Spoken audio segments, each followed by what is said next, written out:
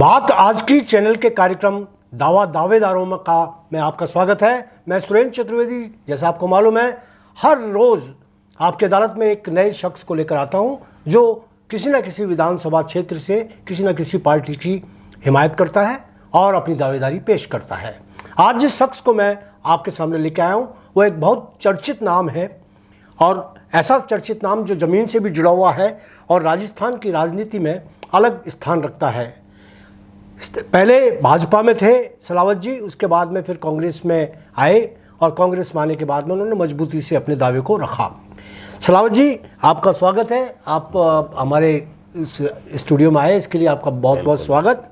आपकी दावेदारी पक्की हो इसके लिए मैं आपको दो बातें बता देता हूँ। एक तो आप कैमरे की तरफ देखकर जवाब दीजिएगा, और दूसरा ये मैं बता देता हूँ आपको कि आपका दावा कितनी मजबूती से जाए उसके लिए ये मैं आपकी वकालत पूरी तरह से करूँगा और कोशिश करूँगा कि आपकी बात जनता तक, जनता के दिलों तक सीधी तौर पर जाए और उसके बाद आपके राजनीतिक दल तक जाए और आपका दावा मजबूत हो और आप टिकट मिलने के बाद आप जीतें। यहाँ तक की पूरी यात्रा में मैं आपके साथ हूँ। तो सलावत जी, सबसे पहला मेरा ये सवाल है कि आपकी दावेदारी के लिए आपने अपना नाम क्यों चुना? आखिर क्या वजह है कि आप ये महसूस करते हैं कि आप पुष्कर विधानसभा क्षेत्र का दावा आपका मजबूत होता है और आपको उतर जाना चाहिए मैदान में? सब मैं 2005 से लग गया था पुष्कर में जी, और मुझे पुष्कर वासियों ने जो मान और सम्मान सभी ने, नीचे से किसान से लेके हर वर्ग ने मुझे जो मान और सम्मान दिया, मैं पुष्कर को कभी नहीं भूल सकता हूँ। चाहे मैं ब्याह में, शादी में, फंक्शन में, तो हर जो भी जैसे फंक्शन होते हैं मेरे जैसे परिवार के टाइप सब याद करते हैं और मुझे बड़ी खुशी होती है पुष्कर में आने से। और ये तीर्थ नगरी है और ख्वाजा गरीब नवाज की नगरी है, तो दोनों का संगम है। और ऐसे संगम में क्या होता है कि काम करने में बहुत मज़ा आता है। और मैं सभी के, और मेरे लिए भी दुख में सुख में सब साथ रहते हैं और मैं भी उनके साथ रहते हूँ। बहुत ही अच्छा लगता है। और मुझे ऐसा लगे कि मुझे कोई मौका मिले तो मैं पुष्कर तीर्थ नगरी में एक ऐतिहासिक काम करूँ जो आज तक किसी ने नहीं कर पाया। मुझे एक उत्साह है, उल्लास से काम करने की। और यहाँ काम की बहुत कमी है, अभी तक जो अच्छे जो कई काम है वो हुए नहीं। और जो राजस्थान सरकार ने जो काम किए, बहुत अच्छे अच्छे काम किए, और हम और भी चाह रहे हैं कि इस पुष्कर तीर्थ नगरी में ऐतिहासिक काम हो कि एशिया की 1 नंबर पुष्कर तीर्थ नगरी है। तो हम यहाँ इतिहास में लिखे जाए सोनेरे अक्षरों में कि अजमेर से पहाड़ी के नीचे उतरे तो उनको महसूस होना चाहिए कि पुष्कर तीर्थ नगरी में हम जा रहे हैं।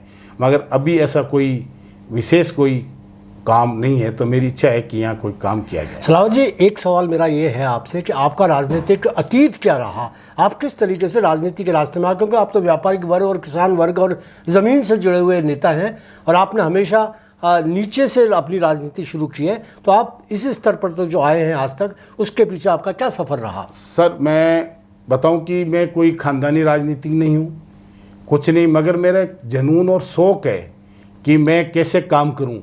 मैं किसान का लड़का हूँ और मुझे मालूम है किसानों की क्या समस्या है, और मैं बिजनेस लाइन में भी हूँ, तो किसान से मैं काफ़ी जुड़ा हूँ। मेरे खेत खलिया पूरी एक एक चीज़ को आप पूछोगे कि भाई ऊँट गाड़ी कैसे चलती है, हल कैसे चलाया हुआ है, वो खेतों में कैसे फसल होती है, एक एक चीज़ आप मुझे पूछो तो जो आज किसान करता है रात दिन काम, वो उसी चीज़ से मैं जुड़ा हुआ हूँ। एक एक चीज़ मैंने मेरे खुद ने किए, मेरे फादर के साथ मैंने पर्सनल किया। मैं खेत में एक एक ऊँट गाड़ी मेरी चलाई हुई है, गांव में हल, उस खेत में हल भी चलाया हुआ है। आज बच्चों को पूछे कि तंगड़ पड़िया किसको बोलते हैं, पींदनी किसको बोलते हैं, हाल किसको बोलते हैं, कुछ किसको बोलते हैं, बिजोला किसको बोलते हैं, तो मैं एक एक चीज़ से जुड़ा हूँ। तो मुझे मालूम रहता है कि भी इंसान की क्या समस्या होती है और क्या नहीं है, तो उससे मैं आदमी को देखते ही समझ जाऊँ इसकी तकलीफ़ क्या है, कि उस दौर से मैं गुजरा हुआ हूँ जी। तो मेरी एक इच्छा है कि मैं कितना मेरे भविष्य में किसका दुख नहीं तो भला कितना कर सकूं, मेरी ये पूरी कोशिश रहती है। और मेरा कोशिश भी करता हूं कि मेरे से कोई मिले दुखी आदमी कैसे भी किसी समस्या से, तो मैं उसका हल करके उसका रिजल्ट दूं, तो मुझे आत्मा को शांति मिलती है और मुझे रात को नींद अच्छी आती है कि मैंने किसी का कुछ न कुछ जो मेरे से हुआ मैंने उसको कुछ किया। सलावत जी, आपने मेरे सवाल को या तो समझा नहीं है। मैं ये पूछना चाह रहा हूँ, अब राजनीतिक सफ़र क्या रहा? आप कई पदों पर रहे, कहाँ कहाँ क्या क्या आपने वो बताइएगा आप। अच्छा, मैं साहब स्टेट मिनिस्टर था राजस्थान का। मैं इंडिया लेवल पे राष्ट्रीय महामंत्री 3 बार रहा, 3 बार उपाध्यक्ष रहा, और इंडिया की जो कोर कमेटी थी उसमें भी रहा। तो बड़े बड़े पदों पे रहा, सब पे रहा, और अच्छी जगह पे रहा। नहीं, अच्छी जगह पे आप बीजेपी की पार्टी में जब थे जी। तो जब उसमें रहे आप, जी जी। आपका वो रहा, और आप वक्फ बोर्ड के अध्यक्ष भी, चेयरमैन भी रहे आप वक्फ बोर्ड के। हाँ। हाँ ना, तो आपका एक पूरा राजनीतिक यात्रा भारतीय जनता पार्टी की से जुड़ी रही। फिर अचानक आप कांग्रेस में कैसे आ गए? साहब उसमें कई इशू होते हैं। जो मैंने पुष्कर तीर्थ नगरी में मैंने टिकट मांगी थी, जो मेरी 10-12 साल की मेहनत थी, 15 साल की, तो मुझे टिकट वहाँ से नहीं हुआ। अब मालिक ने वापस जो मेरी मेहनत की हुई है उधर वापस कहानी घूमी है, तो हो सके मुझे वापस सेवा, जनता की सेवा का मौका मिलेगा, मैं सेवा अच्छी करूँगा। तो इस करके मेरे राजनीति में क्या होता, आदमी आप पर्सनल किसी का भला करो, कैसे करो, राजनीतिक में आप चाहे गवर्नमेंट का सपोर्ट होता है, पावर का सपोर्ट होता है, तो उसमें जनता की एक सेवा जैसा चाहो वैसा आप अच्छी सेवा कर सकते हो। तो मेरे एक उत्साह है कि भाई मेरे को कुछ न कुछ अच्छे पदों पर रहे तो आदमी सेवा करे, और उसको आदमी पद पे आने के बाद में अपनी औकात नहीं भूलनी चाहिए, और ना मैं भूला हूँ ना भूलूंगा। तो आदमी अपने सिस्टम से जो काम करे तो उसको अच्छा लगता है। तो मेरी एक बचपन से मुझे शौक़ था राजनीति का कि मैं कैसे ही, जैसे गांव में पहले सरपंच होते थे, सरपंच है तो शुरुआत सरपंच से मिलना जुलना लोगों से, फिर एमएलए प्रधान से, तहसीलदार, इनसे मुझे बचपन से शौक़ था इस चीज़ का। तो मालिक ने मुझे धीरे धीरे इस चीज़ पे ला के दिया, जो मेरी मालिक ने मनोकामनाएँ पूरी की। तो मालिक का मैं बहुत बहुत शुक्रिया अदा करता हूँ, उनसे प्रार्थना करता हूँ कि मैं गरीब किसान का बेटा, और मुझे मालिक ने कहाँ से कहाँ पहुंचाया। मैं जितनी उनकी मालिक से बहुत प्रार्थना करूं उतनी कम है। पुष्कर क्षेत्र का विकास आप किस दृष्टि से करना चाहेंगे, और अब तक जो विकास हुआ है उससे तो आप असहमत हैं ही, और आप असंतुष्ट भी हैं। आपको लगता है कि ये जो विकास जितना होना चाहिए था, चाहे कोई सी भी पार्टी रही हो, चाहे कोई भी नेता रहा हो, वो उसका उस लेवल पे नहीं कर पाया जिस लेवल पे आप करना चाहते हैं। आपका क्या सपना है, आप किस लेवल में करना चाहते हैं? बिल्कुल साहब, जो आप बात सही कह रहे हो। आज पुष्कर में अपन जाते तो कोई ऐसा नहीं लगता कि अपन पुष्कर में जा रहे हैं, ऐसे जो नॉर्मल कोई एक छोटे मोटे कस्बे में जा रहे हैं ऐसा लगता है।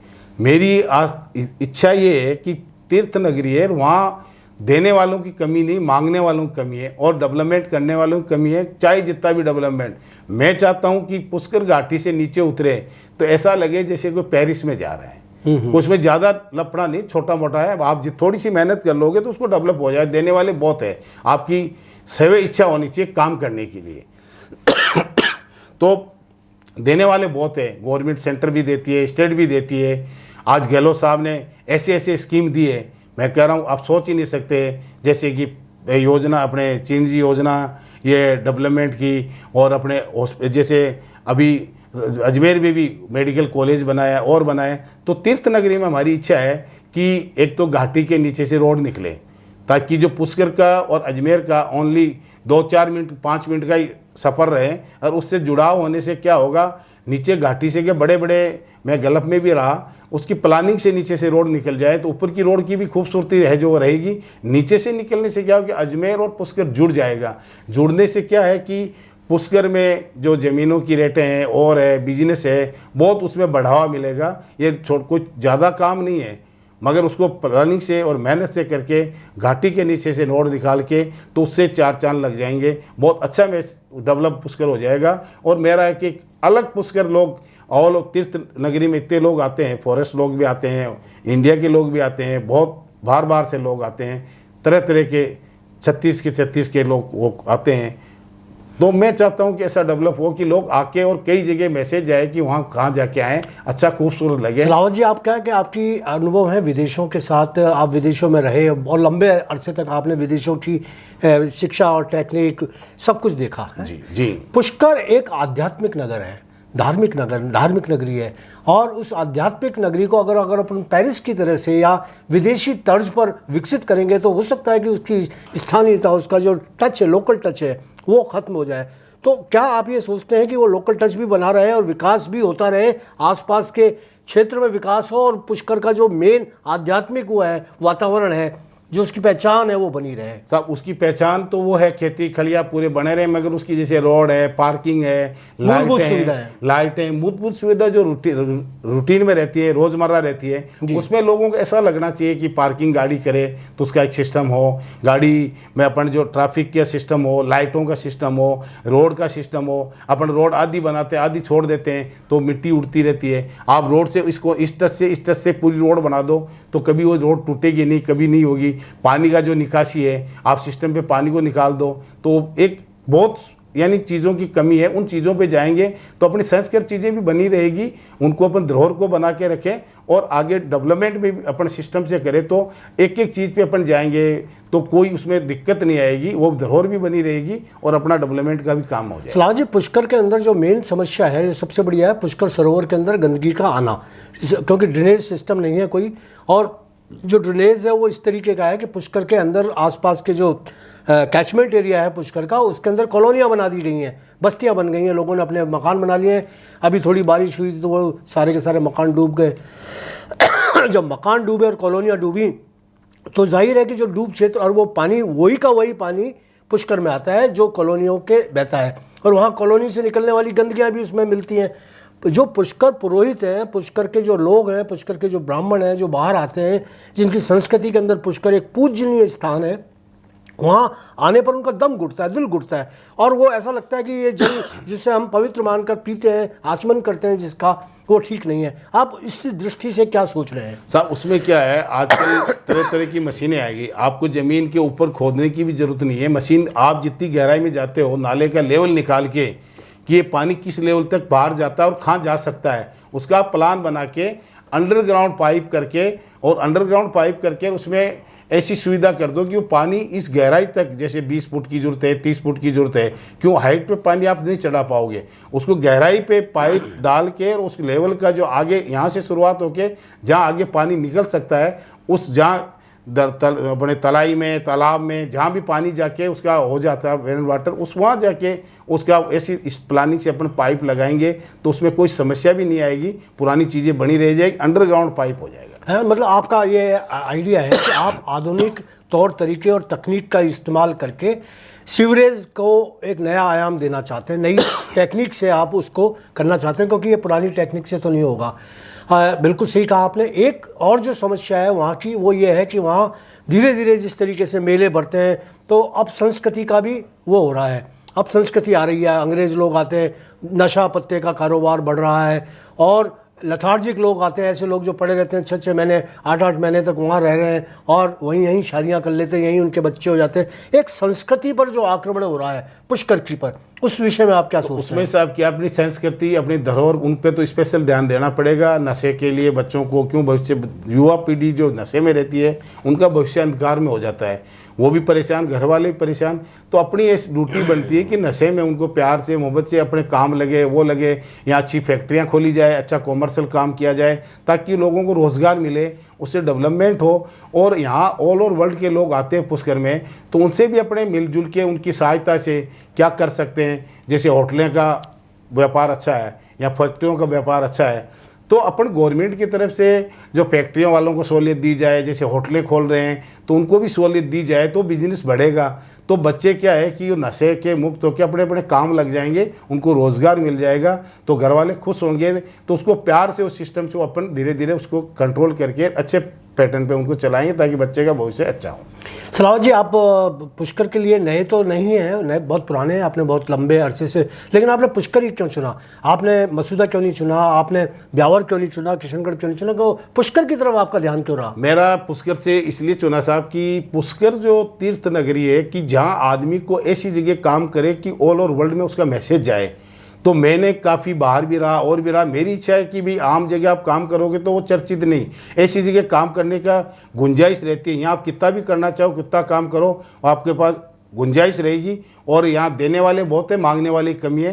तो मैं ऐसी जगह काम करूँगा तो लोगों को, क्या पर्यटन को, बाहर के आने वाले लोगों को, जो अपने टूरिज़्म आते हैं उनको, यहाँ आस्था से लोग आते हैं तो अपनी खुश होकर जाते हैं ताकि ऐसी चीज़ यहाँ से मैसेज लेके जाएं, ताकि वो परंपरा उनको बच्चों को युवाओं को वहाँ की मैसेज जाए कि वह पुष्कर में गए, ये चीज़ देखी हमने, ये देखी, आस्था से जुड़ा हुआ है। तो आस्था ऐसी जगह काम करने से आदमी को मज़ा आता है, तो अच्छा लगता है। यहाँ क्या गुंजाइश है डेवलपमेंट की, जितना भी आप काम करो तक कम है। आपकी बातों से सलावत जी ये लग रहा है कि आप चुनौतियों का सामना करने में बड़ा विश्वास रखते हैं।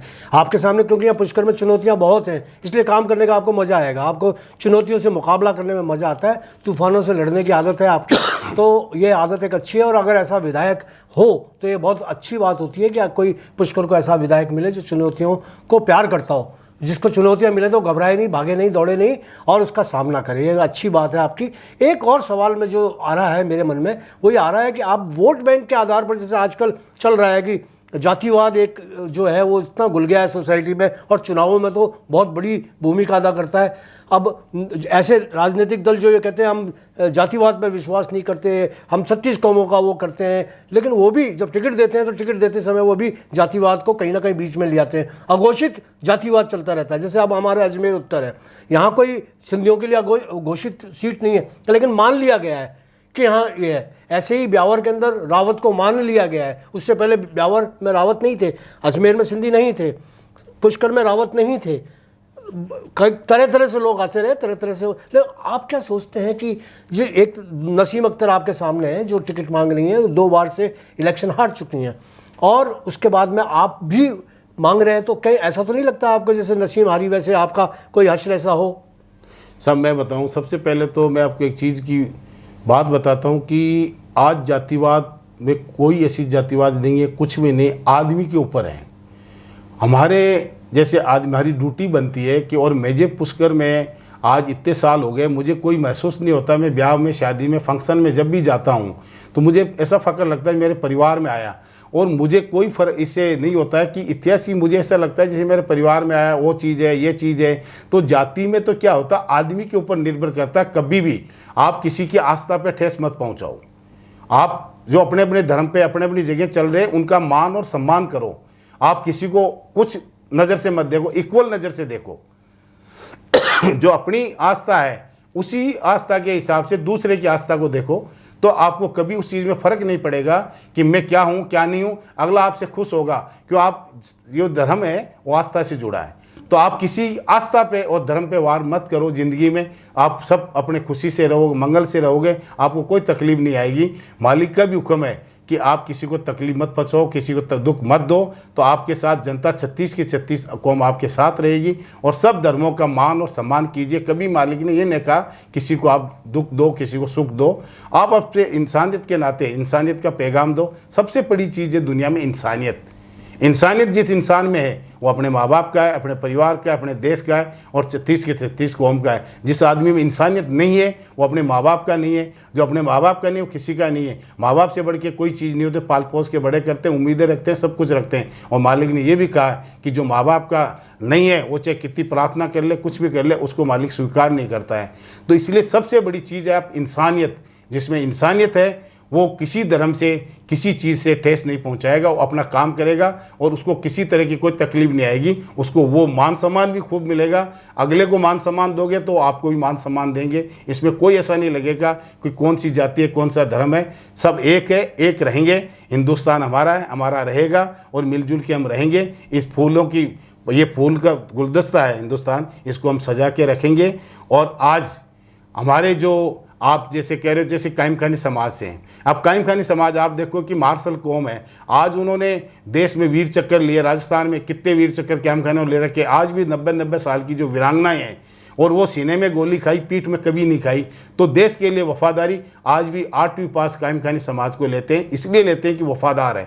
तो मैं भी जहाँ रहूँगा वफादारी से रहूँगा, मैं कोई भेदभाव नहीं ना किया ना करूँगा। इसलिए मुझे जहाँ भी जाता हूँ मान और सम्मान मिलता है। अभी जैसे चुनरी का प्रोग्राम रखा, मेरी बहनें तो पुष्कर में, तो मैंने बुलाया, और मैं बुलाने से ज़्यादा उन्होंने कहा मेरा भाई, हमने रक्षा बांधी है भाई के। आप जब ग्राउंड में आओगे हज़ारों बहनें आपके लिए वोट मांगने के लिए पैदल निकल जाएंगे हम। अब तो किसी ने बोला कि आप बीजेपी में, आप कांग्रेस, बोला सलावत खान जी मेरा भाई आते हैं तो हमारे ना बीजेपी ना हम सब इनके साथ पैदल लग के वोट मांगेंगे। तो ये है सलावत खान जो अजमेर पुष्कर से अपनी दावेदारी प्रस्तुत कर रहे हैं कांग्रेस पार्टी की तरफ से। आपने इनके विचार सुने, विचार बहुत अच्छे हैं। एक दो चीज़ें आपके दावे के अंदर सामने आई। एक तो ये कि आप सांप्रदायिक कट्टरता के खिलाफ हैं, दूसरा है कि आप चुनौतियों को बहुत प्यार करते हैं और ऐसा ही पुष्कर में व्यक्ति चाहिए जो हिंदू, मुस्लिम, सिख, ईसाई इन सारी परंपराओं को भूलकर सिर्फ अपने सामने इंसानियत रखे और इंसानियत के हक में बयान दे, इंसानियत के हक में लड़ाई लड़े। तो ऐसा विधायक अगर आपको मिलता है तो निश्चित रूप से यह आपकी जीत है और होना भी ऐसा ही चाहिए। तो मैं समझता हूँ सलावत जी, आपका जो दावा है बड़ा मजबूती के साथ हमारी जनता तक पहुँचा है और इसे हम और भी तेज़ी से जनता तक पहुँचाने की कोशिश करेंगे। हमें यकीन है कि आपको टिकट मिलेगा, पार्टी आपको टिकट देगी और ये भी यकीन है कि अगर टिकट मिला तो आप निश्चित रूप से जीत कर फिर एक बार हमारी इसी स्टूडियो में आएंगे और हम आपका फिर से एक बार विधायक के रूप में इंटरव्यू लेंगे और मुझे एक बात की खुशी होगी। दोस्तों, सलावत जी को सुना आपने। अगर ये दावा उनका पसंद आया हो तो लाइक, सब्सक्राइब और शेयर करें। कल फिर किसी एक और अलग शख्स और अलग पार्टी के नेता के साथ आपका रूबरू करवाऊंगा आपको और उनका दावा आपकी अदालत में पेश करूंगा। धन्यवाद।